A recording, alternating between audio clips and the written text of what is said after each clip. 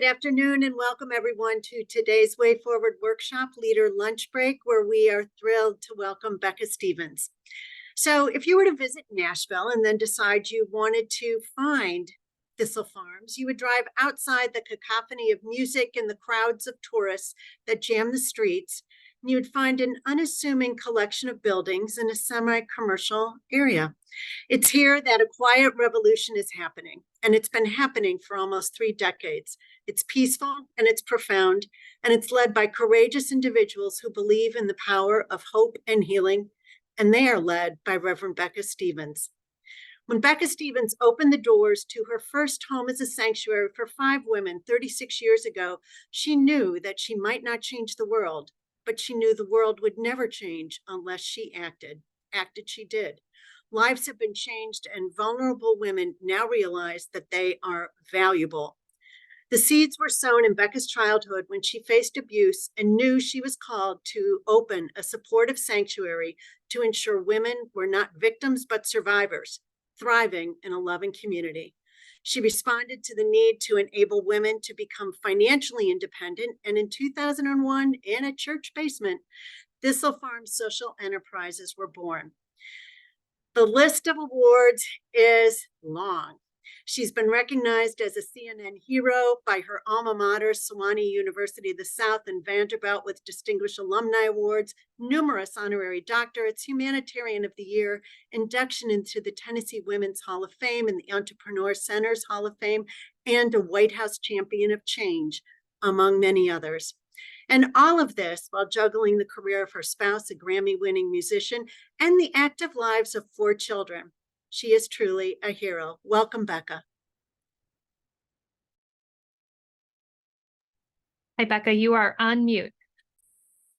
I was just stunned to silence. Did she write that, or did someone else write that intro? That is all Marianne. Okay, that is really good. The whole thing about outside the cacophony of music, brilliant.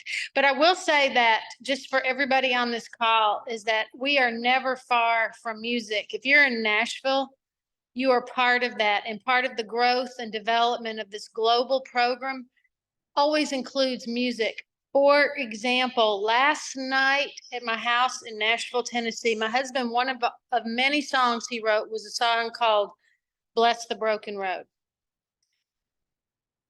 And it's known all over the world.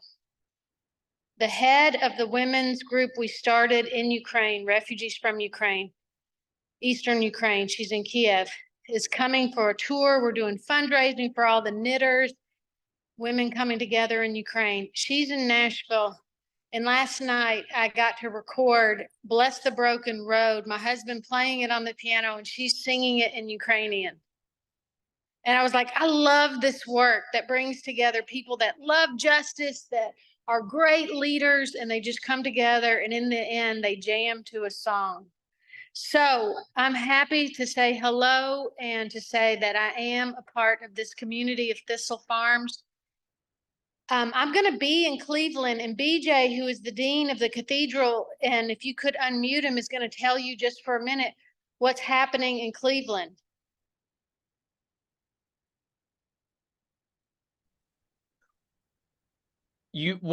We're very fortunate to host and welcome Becca and a number of graduates from Thistle Farms, both for a Wednesday community forum on the 11th at 7 p.m. And then for those so inclined to hear a great sermon and some great church music, Sunday morning, the 15th at our 9 o'clock and 11:15 service, and at 10:10 between, we will hear from Becca and once again from the graduates. So,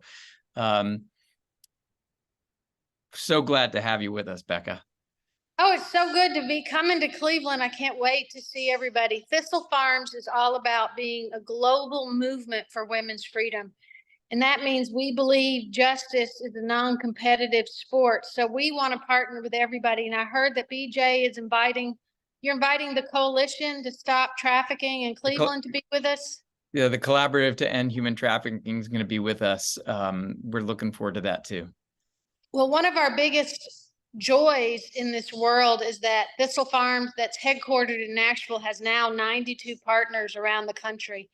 And each partner offers long-term free beds for women who are survivors. It could be of trafficking, commercial sexual exploitation, along with addiction. And we help provide those sister communities with everything that they need to open and come together, maybe with 5 or 6 long-term free beds. And now we've become the largest coalition in the country to do this work by all of us doing our very small parts. I also believe in leadership for all of us, that we don't have to be heroes in this work. All we have to do is be good hosts. And if we can be a good host, we can come together. So I'm hoping when I come to Cleveland, it's the beginning of more relationships and being hosts, for each other, to provide each other with the gifts that we have so we can serve our community in a powerful way. One of the things I wanted to tell you guys about Thistle Farms is that it really is a communal vision. The way we have grown and what we have become and how we do this work is truly about community coming together. And, Cleveland, there is no better community in that you ever get to hear about, whether it's, what is his name? It's not Drew Carey. What's his name? Oh my gosh, from Cleveland. He's famous. He ran, maybe he still does, the thing where you guess how much The Price is Right. Yeah, Drew Carey. That's Drew Carey. Yeah, Drew Carey made Cleveland famous for the rest of us in some ways. But truly, my husband's family are all farmers from Ohio. So I have 3 sons that are all Buckeyes, like serious, not healthy Buckeyes. And also artists. And it's gonna be fun to be in Ohio and be about that. But our Becca, leadership. you also asked what's going on in Cleveland, and not surprisingly, there was news in the past few days of a significant sting where a great number of folks who were involved in trafficking and child prostitution were arrested. So it's just a reminder of how very, very real trafficking is here in town. And I'm so grateful that you're here to help raise awareness of that. Well, yeah, and it's like people say all the time, we're a hub. Like you'll go to cities and they'll say we're a hub. And it's like, yeah, if you have internet and an interstate, you're a hub. Which means it's not, it's not relegated to 2 or 3 cities. It's a communal problem. And I was just on the border last week, and we're opening our first house for women asylum seekers who have come across the border, who have experienced horrible sexual violence and trafficking with their children. And we're opening a house in Tucson. But we have women in our community of Thistle Farms that are U.S. citizens who were trafficked in Mexico. I mean, it's not just states' borders, it's any borders really with trafficking that means so much. And that's why I think another reason it's so important to be able to come together is to say, we got this when we are a strong community. And that's really what I believe. The stronger our community is, the better we are. So one of the things that we have to do, again, as leaders of communities, is make sure we're concerned about women's economic well-being. And that's one of the things I have focused on seriously for 20 years. And whether it's global markets or local markets, looking at how artisans are paid and how women who've been on the streets since they were 14 or 15 can have meaningful and deep employment, with vacation and retirement, right? Nothing that we all don't want in our lives. And so if any of all the leaders here, and I can't wait to meet some of you in person, take the time and look at our website. You'll see a whole array of bath and body care products made right here in the good old USA by us and our sister communities, but also just a beautiful bouquet of products from global artisans around the world.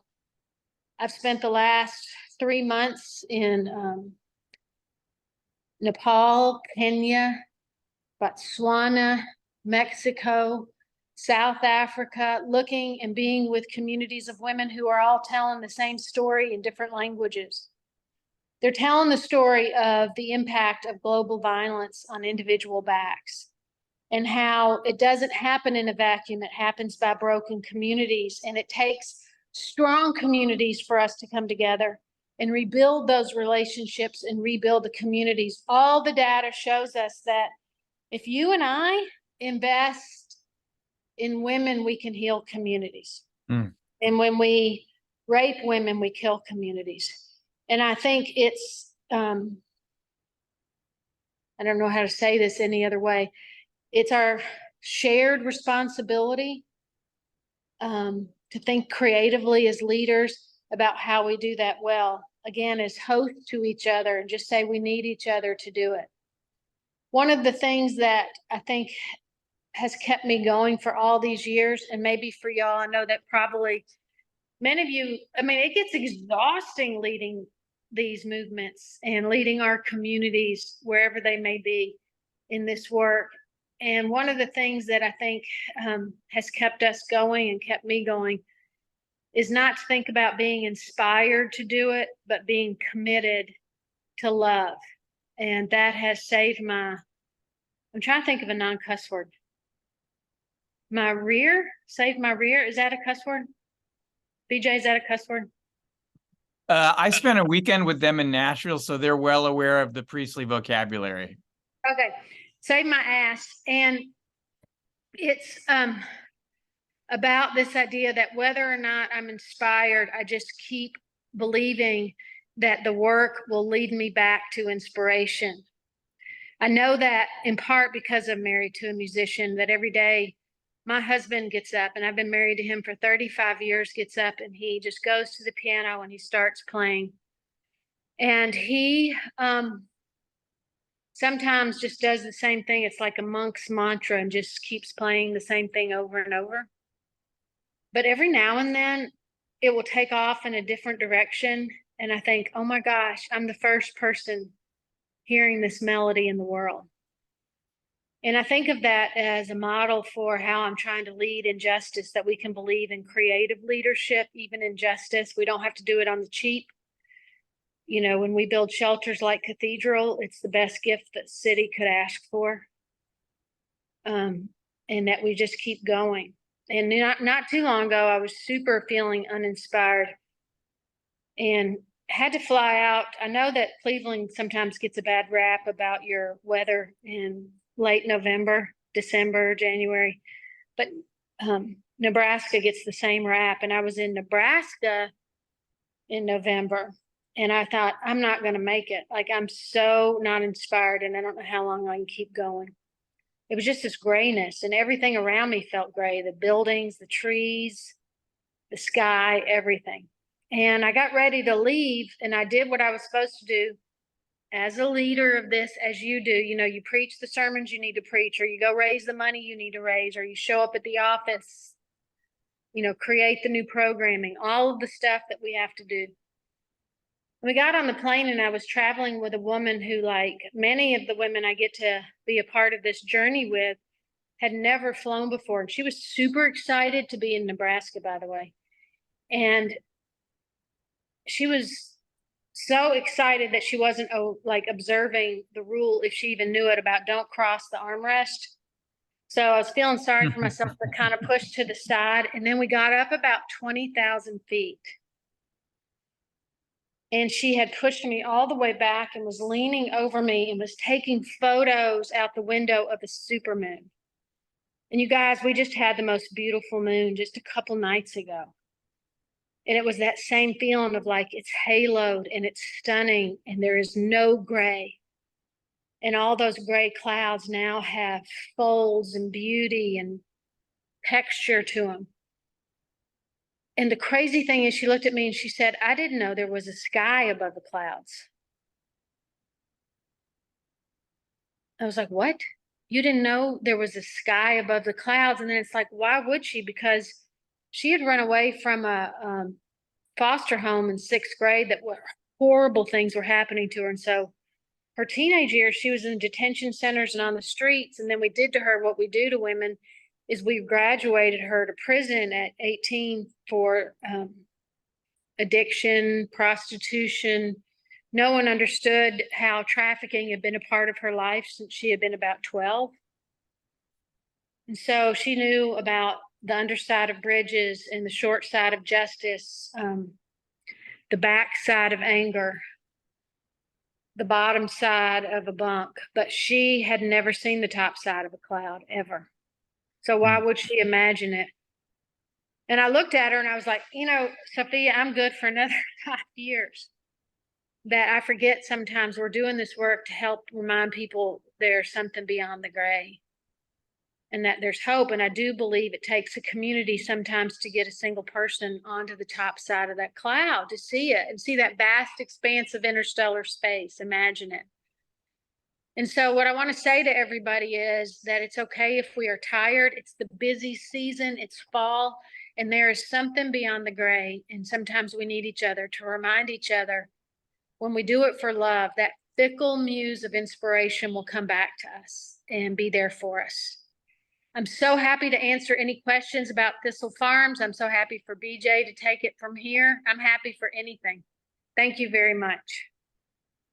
Becca, thank you so much for joining us and sharing kind of your inspiration and how you tackle your work and your impact in the community. Can you share for us in Cleveland, just kind of some, walk us through the program that the women go through at Thistle Farms? Absolutely. We have a 2-year program, like I said, at no cost, because I haven't met a woman coming off the streets or out of prison with any money. And so if you charge them something to live somewhere like a halfway house, you're asking them to go hustle money, right? And so it has to be free. And we actually pay a stipend when you come in. So you come in and you are have a small stipend every week. And maybe it helps defer some of the court costs. Maybe it's to get your nails done. It's your money. You choose what to do with it. But people, if there is addiction as part of the journey for you, you go through an intensive outpatient therapy treatment. Everybody gets assessed. Everybody has access to mental health, physical health, everything from eyes and teeth all the way, you know, up and down your body. And we really try to make the first part of this journey about assessment, not about fixing. The reason that I was the reason I didn't feel comfortable in my journey doing transitional housing is that as soon as somebody gets somewhere, you're thinking about the next move. And I wanted this to be long enough. So you're not thinking about the next move. You're doing an assessment of where you are, and you're not afraid to look at your credit score because you have 2 years to figure it out with a team. And it gives you space and time to figure it out. So after the more intense treatment, therapies, and assessments, then it's an individualized plan.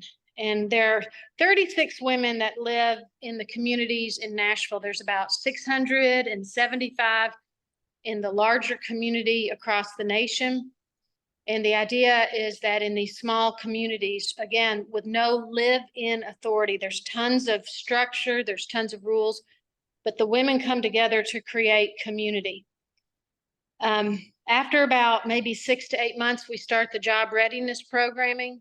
We start, if people are going back to school, if people are able to get other jobs, or they're coming into work for the Thistle Farms community, which is about 90% of the women come in to work for Thistle Farms. It is a safe, trauma-informed place to begin the journey of work. Now, I mean, this company grew with women survivors. It's not for women survivors, it's with women survivors. So the graduates of the program, the whole manufacturing director, and we sell, you know, $5 million worth of product out of our manufacturing center a year. The head of that is a graduate of the program, Ty. She started as a candle maker. She served more than 14 years in prison and on probation, and she directs the entire program. Our director of the national network and residential services, Sheila, her journey of trafficking started at the age of 5, and she has her master's in social work. She's been with the community for 20 years. So the leadership has taken over in many, many of the areas with graduates. It's a beautiful thing. After people come to the job readiness training and come to Thistle Farms, they may be on any one of the 12 department teams. We have about 120 employees, and right at 50% of those are graduates and residents. People make money They learn how to double click on a mouse if they don't know that. They learn Excel spreadsheets. They continue on their journey. They make restitutions with the courts. They continue their individual therapy, making sometimes restitution also if they have children or they begin that journey. The last year is spent really developing and getting your feet on the ground to start preparing to go out so that you may, we have a match savings program. We have a sisterhood for life. We have transitional housing for people who might need a little more time. All of those things happen. I hope that's too much information. Sorry. No, that's great. Talk a little bit more about the graduates and how they're supported once they do graduate and kind of move beyond the initial program. Well, again, the graduates become, really part of the community and the leadership within that community. So it's hard to differentiate after about 4 or 5 years. It's just leaders in the community. Some are graduates and some aren't, but it's really a beautiful sisterhood for life. So, it's everything from Facebook pages to formal gatherings, to people that are coming to each other's weddings and baptisms and graduations. We have graduate funds. So if there's an emergency, people can come together and do a graduate fund. I just had this crazy conversation yesterday. One of the graduates is starting her own business, and we have, a cafe in Nashville and a coffee shop. And she said, "Hey, can you come by and see this I'm going to start a new business in Nashville, and it's going to be a coffee shop, and I want your opinion." And I'm like, well, I wouldn't get my opinion. I would get Courtney's opinion because she really knows how to start, the cafe and coffee shop. And she said, well, really, I just need investment. And I said, well, we can't invest in for-profit businesses. That we can, if you have a not-for-profit, we can, maybe help, but we can't do it, when women start in their own business. But I have some friends who love being angel investors on businesses. And so it's like just this community that you build. You might not be able to say yes, but you might know somebody after years and years of doing this work that can say yes. And that's my favorite thing, is watching that network grow for the graduates for years. You mentioned the cafe and earlier about the store and the goods that are sold. Can you talk a little bit more about both of those, the model behind them, and how the community has embraced those? Absolutely. So at first I got a little bit of pushback from the leadership in Nashville, Tennessee about wanting to open a cafe and a retail store right on Charlotte Avenue, which is 2 miles from the heart of downtown. And they were saying, you make bath and body care products and you serve women who are survivors. You're not in the restaurant and retail business. And I said, I'm in the community business. And if we want the community to come together, we're from the South, you feed people. I come from a mom who always had a casserole in her back seat just in case, you didn't know when you would need one to share. I'm like, I'm all about, we need to feed people. And also it's a lot of jobs, but it was kind of hard to get funding at first, but we opened and it's been this huge success. And it's we do private gatherings. We do tons of baby showers, wedding showers, tea parties. We rent out, we have this education and entertainment space. We do host boards and groups. We have people, a women's group will read one of the books I wrote, and then they'll come to town and do a tour and come to lunch. It's super fun. We have people who are on their way to Montgomery. They'll stop in Nashville and do a tour of Nashville, then go on to the other civil rights places. But it does about $1 million a year now. So it's been a good business for us. What I want to say is that we have been very intentional about changing the language. It's not a social enterprise. It is a justice enterprise. And the reason that differentiation makes a difference is because in justice enterprise, the workforce isn't a mission, is the mission. The workforce is the mission. In other words, a social enterprise is a business that has a mission. A justice enterprise is a mission that has a business. And the reason that is important is it means we are willing to incur smaller margins. more costs on training and workforce development. And we want to understand our shared responsibility for how women take their rightful place as healers in this community. So for us, all these enterprises are primarily about the workforce and developing and growing that in a powerful way, and really challenging the markets. Like, we have to have this to be a social enterprise. You have to have this to be scalable and sustainable. And we're saying, no, you can make a $3 or $4 million investment in your workforce and still be scalable and sustainable. So kind of speaking around funding, can you talk about the general funding model for Thistle Farms? Absolutely. Prior to COVID, I would have said, hey, John Westman, that's my brother-in-law. It's totally solicited. That's my brother-in-law. He's my husband's brother-in-law, which makes him my brother-in-law. He teaches a whole class on sales for Thistle Farms. But our funding model prior to COVID was really different. Once COVID hit, I started taking government funding without any shame. It really helped us and saved us through that whole period. But it's almost like it's about 30, 30, 30 or 50. Maybe it's, so we, about half of our funding, right at half, a little bit over half, let's say, comes from the sales of our products and other justice enterprises. I actually think it's, this year it's right at maybe closer to 60%.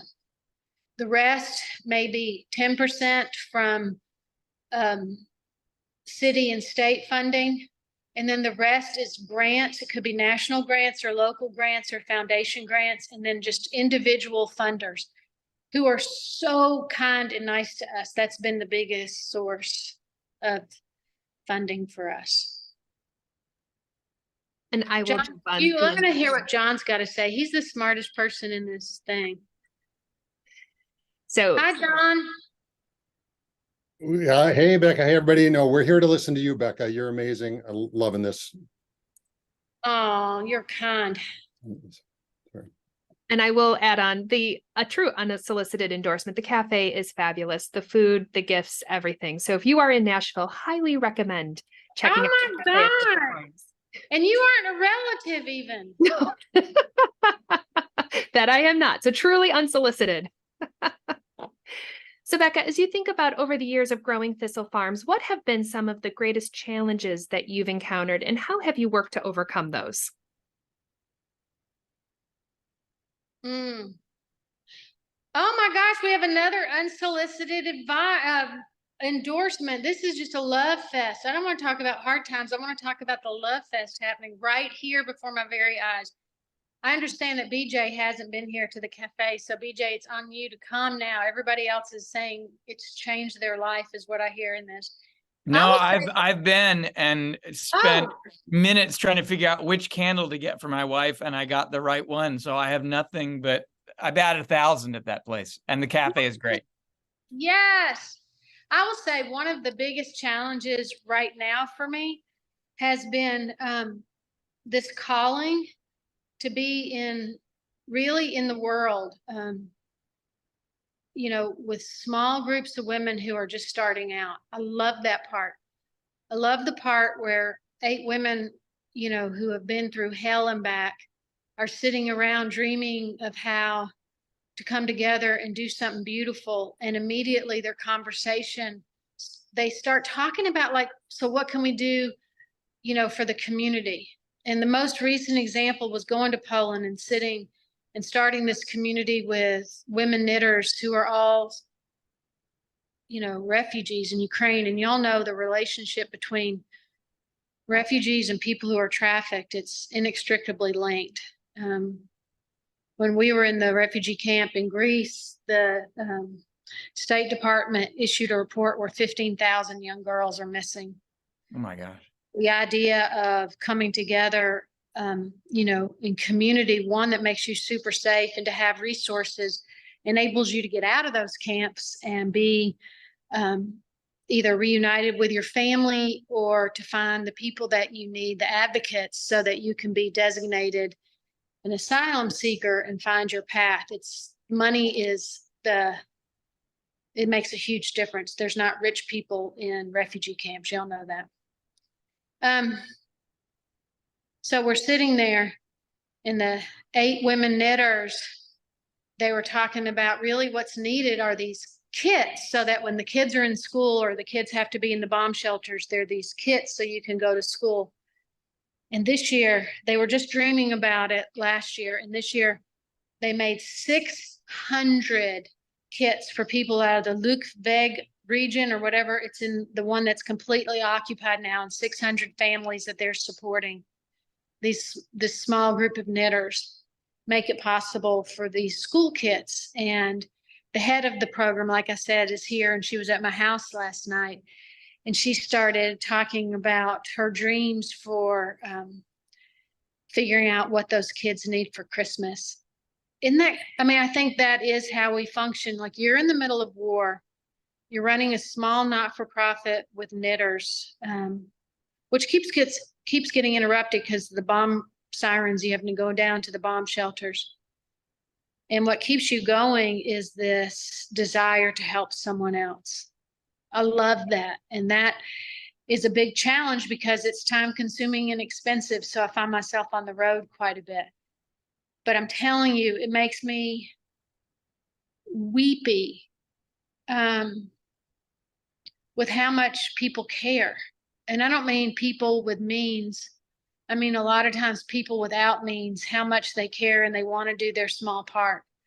And that is the place I want to dedicate my resources and time and life to, because I know when they get the platform and they get a place to be, then the world is healing, and it's like these small groups all over the world. And I just want to say it to everybody. I know the voices of anger and fear and political polarization and economic mistrust. Those voices are so loud. But I hope we don't let those drown out the really harmonic, beautiful voices of people still loving each other. That's the voice I want to sit with and be with and celebrate. So Becca, you were speaking to these partners you have globally. How did you start to build those collaborations coming from this base in Nashville? Well, here's the thing, just FYI to everybody, if people know that you can do something, do you know how, okay, I can give you an example. If people know you love owls, do you know how you start getting owls from everybody at Christmas? Do you know what I mean? You'll get an owl towel, an owl sock, here's an owl, whatever. If people know that you can build entrepreneurial businesses, people that know some of the most, desolate places with vulnerable people will contact you. My most recent example is my son's friend from high school who's in Kenya. And I got an email 2 days ago saying, hey, I'm working with this group. What can you do to help us? Do you know what I mean? Like, if people know that is your thing, they will contact you. And we are very careful about, how many groups we're going to now a year and how we're incorporating them, because what you also need is a distribution system, a marketing system, a scalable model. So we're being very careful about, okay, we're adding in 2 groups a year right now, or whatever the number is. And we are going to keep going. Our next project is Palestine. It's a group of women in refugee places near Bethlehem who are potters. And we're going to be I'm going to be going in March. I'm going to the DR before that, but in March, I'm going to be in Palestine. And that's really the very first time they're going to do a commercial sale in the US. And the idea of, it makes me cry again. I don't know why I'm emotional. The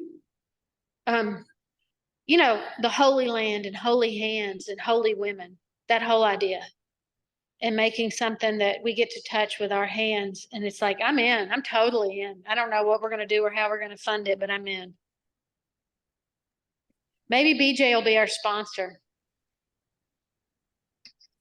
So Happy to be- Becca, as you look at Thistle Farms in Nashville, what is the kind of current footprint? How many served? How large of your operation is there? And what are you looking to next? How are you looking to grow Thistle Farms?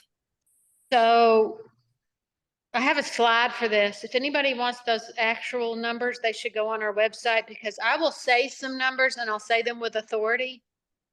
And I will be totally making it up. But if you want me to say it's about 120 employees, our budget's 12 million. We have 6 residential homes. We run the national and international programming and partnerships. We sell about 6 million, no, whatever it is. Maybe it's close to 6 million in sales. Those are some of the numbers we serve. We have safe houses. We serve hundreds of women through counseling and what is it called? Referrals every year. Tens of thousands of nights of hospitality. I can't do the numbers very well beyond that. Where we're interested in growing, oh my gosh, there's so much. We've just done our very first partnership with a group called Homeboy Industries out of LA that works with gang members. An EJI, Equal Justice Initiative with Brian Stevenson in Montgomery. And we're making our very first collaborative justice candle. And it promotes all 3 groups in our work for this idea of justice and justice enterprise. So we think that's going to be super fun. We have marketing opportunities that we've never had before. And we believe if we can grow the business, everything else will follow. I mean, a stronger voice as advocates, more housing for women coming off the streets, more opportunities to be in Cleveland and open the first house. Like, it goes and goes, right? And if anybody has any follow-up questions for me, my email is becca@thistlefarms.org. I'm happy to talk to anybody. And I'm happy to answer any questions. And like I said, we want to be friends with people. We want to grow this community. We want you to think of us when you think of your holiday shopping. Becca, that was going to be my last question, is for those of us here in Cleveland, how can we best support the women you serve? Okay, so a lot of times people say, the way they ask that question is, what can we do besides buy products? And I say, well, ask me that after you've bought a product. Because if everybody that said we inspire them bought our soap, it would be a different ball game. But what happens is people say, oh my gosh, you are so sweet. You're so inspiring. And then they buy their soap from Target. And I love Target, but I'm saying whatever we sell, buy it, and then buy the other stuff we don't sell at Target or wherever. But I just feel like ours is like so superior in every way, and it heals whole communities. And best hand soap ever. Cheryl, can you come to Nashville and be our marketing person? Anyway, if you could start on the website and start with a purchase and then see where that leads you. Like I said, you'll see my email on there, and I'm happy to do anything.